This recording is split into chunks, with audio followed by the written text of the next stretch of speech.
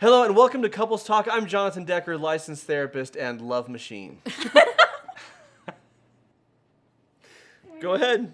This is Alicia Decker. She is co-founder of Mended and with us today we have Ilya and Katie Vrajic. I said it like all Russian. Maybe Vrajic. Was that wrong? Was that okay? You're right. That's nice. Okay. So welcome to the show. We're glad to have you today. And you two have been through a whole heck of a lot. And so we are excited to have you share your experiences with our viewers because the fact is, all over the world, you have couples who are experiencing and families who are experiencing health challenges. And that has been a major component of your lives together. And I believe like our hardships either make us or they break us, right? It's like fire when they say trial by fire. Some things melt and some things grow stronger. And you two have grown stronger through some serious health challenges. Can we talk about that? What's your history? Yeah, so back in, so we were married in 2004, and then the following year, we had both gotten sick while at college, and Katie had recovered after a couple of days, and it took me a whole week. By the end of the week, I was peeing blood, and so there was definitely something wrong. Long story short, they thought that I had a condition, an autoimmune disease called IgA nephropathy, which essentially would cause my kidneys at some point to fail, and I would need a kidney transplant. So this was, year one into our marriage. So you know right out of the gate, at some point this is going to catch up to me. Yeah, they gave me three options. They said, this typical disease, there's usually three scenarios. One, you'll never need a kidney. It's just kind of the way your body will be. The second option is that you'll need one rapidly, like in the next 5 years. But most likely, when you're in your 40s or 50s, you'll need a kidney transplant. Yeah. And so that was something that was told to us kind of right in the beginning. Nothing really changed at that point. My kidneys weren't that bad off, but it was always something in the distance that this is something that will come as part of our life, I guess. Yeah. So yeah. Well, and we all have, I think, this sense of hard things will happen, but knowing exactly what the hard things are, or at least one of them. Yeah. Yeah, that's got to be sobering. So you were like, I'm in because I'm crazy about him. Or, what was... I'm sure she was like, no, I'm out. Yeah. Sober. Eternity, nah. IgA nephropathy discounted that. No, it felt so far away. And so and because one of the options was you'll die of some other cause and not even need a kidney transplant, I just figured I'm kind of like a very holistic person. And I was like, we're going to find a way to make sure that your body stays well. It's an autoimmune thing. Like we can keep your body healthy, Yeah, for the longest time, she was very much like, oh, we'll, change our diets and we'll do all these different radical things and we'll be able to overcome this autoimmune disease or problem that you have. So that was kind of always her. Very optimistic. Very optimistic that we'll beat this kind of thing. So when his kidneys tanked, I was pissed. Super pissed. In fact, like 2 years ago, we did this they were going down pretty fast. So stress, I think, was the thing that made his numbers go down the worst. And he's an entrepreneur. Like stress is very high. He's just maybe that personality type too. He's just always stressed.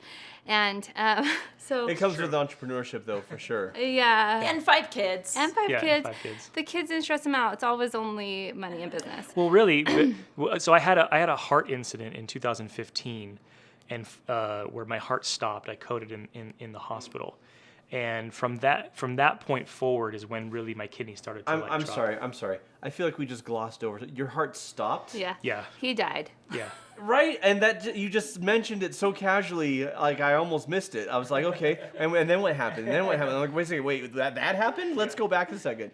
Your heart stopped. Yeah, it actually stopped. Yeah, I was. They admitted me to the hospital. They didn't know what was going on.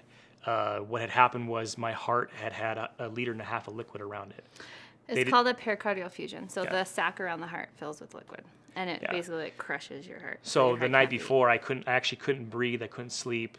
My heart was just pounding. I was telling him to go run the hill or eat some that's a funny kale. That's a funny story. The night before, Eat some kale and go So for a jog. You'll be fine. So her mom and Katie was the night before, because I I was complaining about how, and she was like, men, you guys are a bunch of wusses. He is Why don't you guys? such a wuss. She's like, why don't you just go for a walk? And then her mom, there's this hill where we lived in St. George. She's like, why don't you just go walk the hill or go run the hill, do an exercise or whatever. Yeah. Had I listened to them, I definitely would be dead today. Yeah, Yeah. he would be, actually. But we admitted me to the hospital the next morning. I'm just gonna use that in the future. Like someone's like, I think I'm dying. Have you tried spinach and rollerblading? Yeah. Oh, It solves all I the don't let her things. live that down for sure. He Like, doesn't. It's terrible. But listen, the man cold is a legit thing, especially for him. And so he's like the boy who's cried wolf our whole marriage. And now we get to like these serious things. And I'm like, well, sorry, the cold was killing you. So how do I know something's actually killing you? So we like... The struggle is real. It's real. It's hard. So, but the next morning he comes to me like 7 a.m. He's like, you gotta take my pulse. My heart feels really weird. And I take his pulse and his heart's like there's no rhythm. It's like, and I'm like, get in the car. We're going right now. which was also, I knew something had to be wrong because Katie is always like, let's just ride it out. She's the last person to say, let's go To the hospital. Let's doctor. go to the ER. Let's Yeah. rub some oil on it. Let's do some other crazy, branch thing.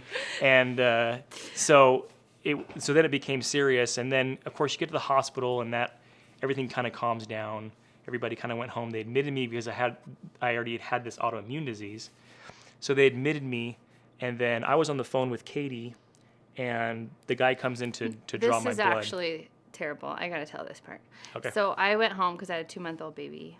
My fourth was 2 months at the time, and I went home to nurse the baby and to get the baby. And I came back and I called him on the phone and I said, how are you doing? And he's like, well, they're here to take my blood, and they're taking his blood. And all of a sudden I hear the nurse. I'm on the phone and I hear the nurse say, Sir, are you okay, sir? And I hear like really labored breathing, and then I hear nothing. They click the phone. And I was like, what the hell No, but just didn't he happened? say, we'll have to call you back? Or? No, just Oh. click.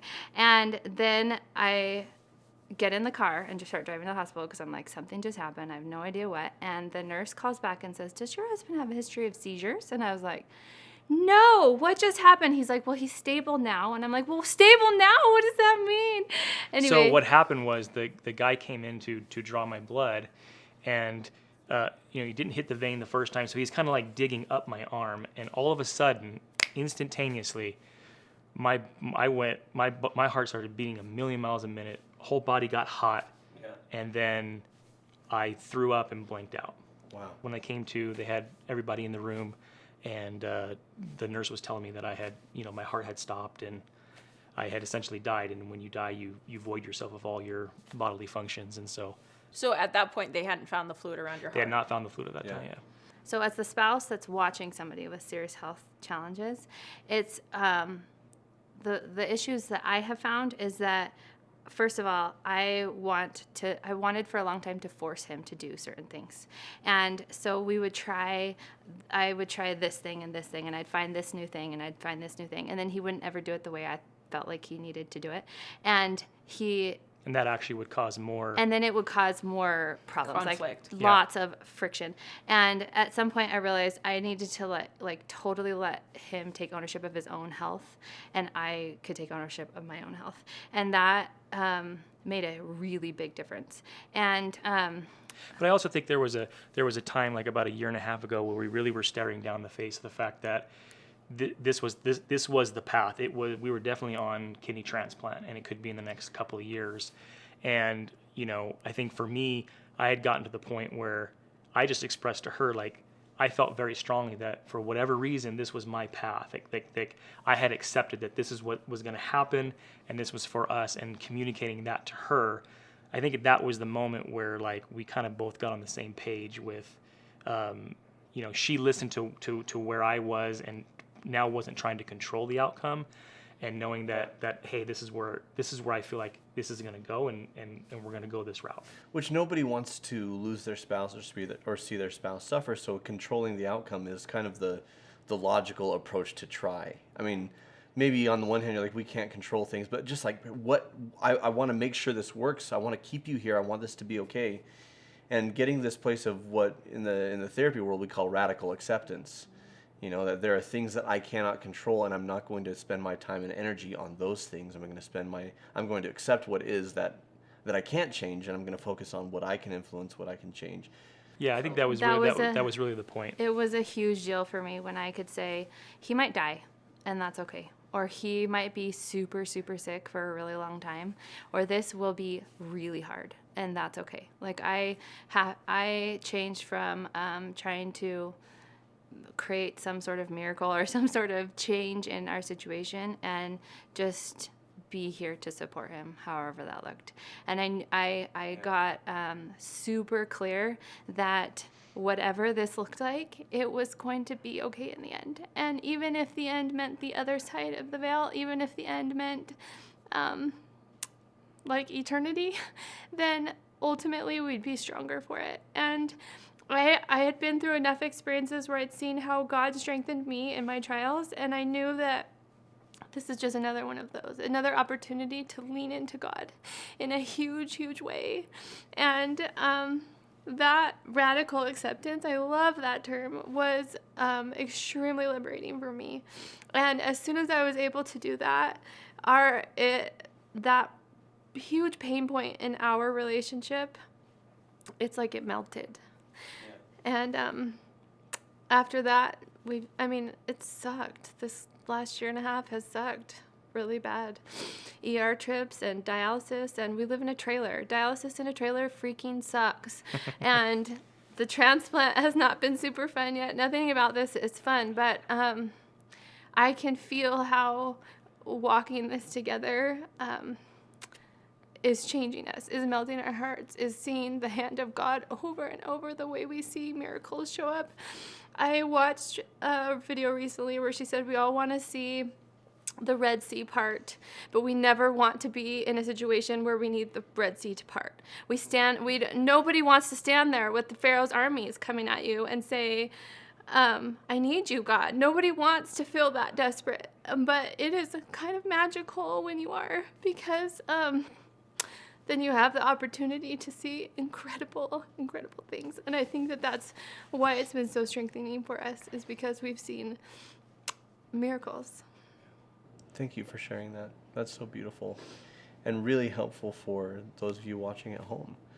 You know, that you can lean into not just one another, but lean into your higher power and lean into acceptance, you know, because that's where peace comes. That's where you start to work in the things that will make a difference instead of pushing against the boulders that aren't going to move.